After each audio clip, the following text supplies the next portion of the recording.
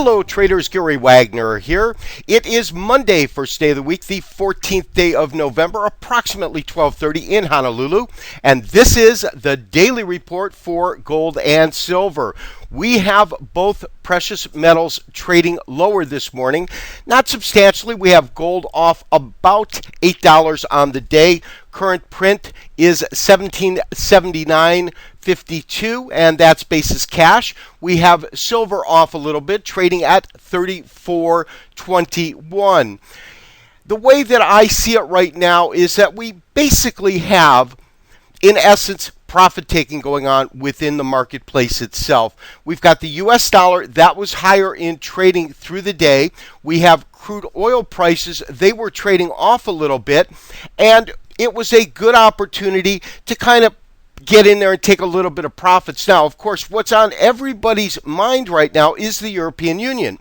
And according to reports, the consensus, the belief is that at least for a short while, there's no major hiccups going on, and therefore it's not deemed as severe as it was on Friday. Go figure.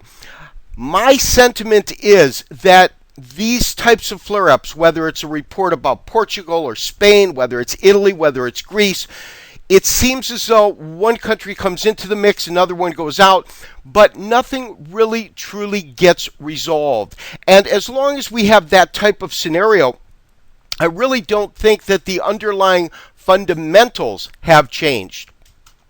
First chart that I do want to take a look at, this is our gold chart, and this is what I'm looking at right now. This small candle here, this represents the day, and you can see that as this market came up, and this is what I'm calling our third wave. I believe this was 4.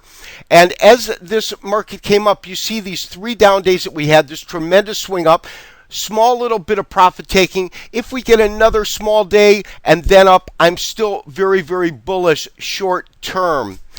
What we really have to do is watch the dollar. And of course, right now, what is interesting is this flight to quality, where the dollar is the flight to quality as opposed to gold. Again, it's something that leaves me wanting a better explanation to be able to give you traders, but I can't.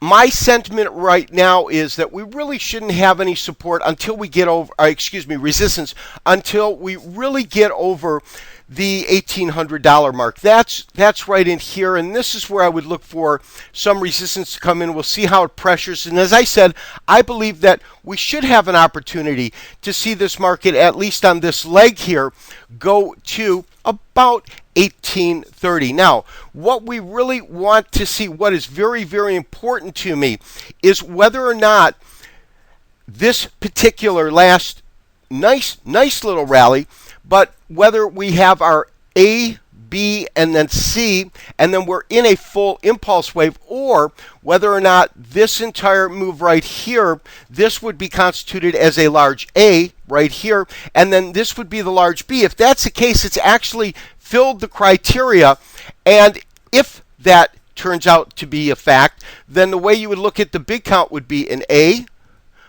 a B, and then a final C. I am not convinced that that is what we're going to see, but the market's going to do what it does. My belief is that because of the severity, and we talked about this weekend, because of the severity of this recent correction that we saw, and when I say severity, I'm talking about the range from 19 down to 15. That's a tremendous move. I mean, that's a $400 move. There's no way you cannot look at that in terms of percentages and say that it has met criteria in terms of what a major retracement would be.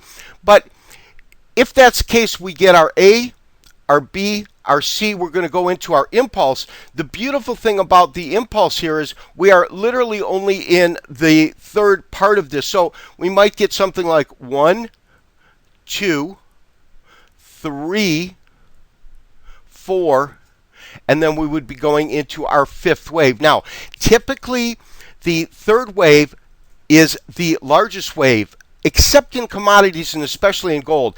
Typically in gold, it's been that 5th wave that has the largest range.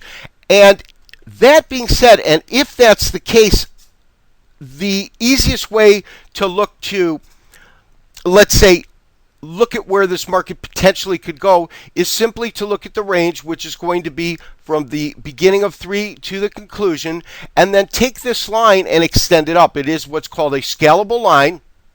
And so that if 3 and 5 are equal, traders, look where it puts you at. It puts you at 1922. And traders, that's a new high in the market. So we're going to have to see. But as I said, if in fact we are in an impulse wave right now, we should get 1, 2. We've 2 here. We've completed our third, our fourth. And then, as I said, we will enter into our final 5th impulse. And then a small or intermediate A, B, and C. Traders, the next chart that I do want to take a look at is going to be our silver chart. And silver, as you know, I have not been as bullish as I have been in the gold market. And we've talked about why, but on a technical basis, we've got this wall of resistance. I keep talking about it at $35 per ounce. You can really see it clearly. We had this one top here. Couldn't take it out. We had an attempt here. We couldn't take it out. And look at where these highs of the day are. They are just trading below that. So to me, it's going to follow gold, but it's absolutely critical in terms of a technical basis that this market be able to move above that $35 per ounce. And so far, quite frankly, we have not seen it. The key also has been this, and we talked about this. This is a dollar index. Let's kind of widen that up in terms of looking at it a different way, and the easiest way to do that is simply convert it into a weekly so we can get a little bit better of an idea of where this market's been and where it's going. And as you can see, the market, when it was under pressure, when the dollar was under pressure, we've got this one bottom, and this bottom happens back in, well, this would be April of 2009. And then that matches quite nicely with this bottom here. So you've got that nice double bottom. Market trades higher. It finds this top right around 80 and then comes back and then finds support at 75. My sentiment is that we are at such a point in terms of the weakness in the dollar when you compare it overall to the last couple of years that I wouldn't be surprised to see it move higher. The dollar right now, honestly, is cheap. I think relatively it's inexpensive.